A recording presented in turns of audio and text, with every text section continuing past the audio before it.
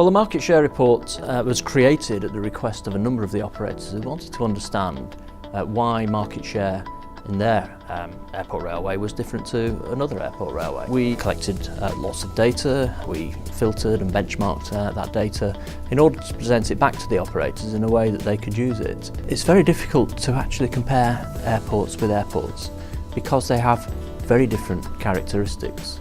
So in one city, the people could be very widespread around a wide geographical area, and therefore a point-to-point railway would not necessarily be the answer.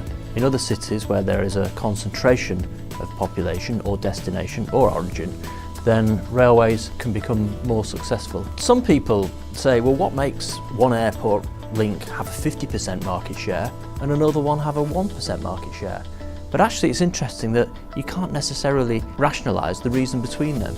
They have different characteristics, are almost unique to their own situation. But what is interesting is when 1% becomes 1.5% or 0.5% and 50% becomes 52% or 48%, what causes that to change? Once you establish what a normal market share is for that particular airport or that particular city, you can then track the change in that market share over time. It's the factors that make market share change that interest rail operators. Some of the things that you might think influence market share actually don't. For example, time advantage that a railway gives over the competition was not necessarily a driver of market share.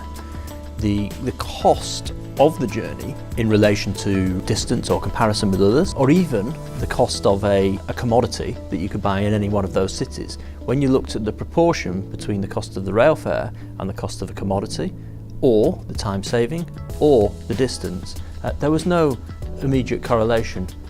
But what was really important was to see the change year on year due to the actions, or in some cases inactions, of the operators. For example, where operators were spending more on marketing and becoming more targeted with marketing, you were seeing an increase in their market share. So it's very useful for the participants in the report to send all the data in and then see a compendium of all of the participants' data and the reasons why the market share changed. Using that data to maybe consider future initiatives for their own operations in the future.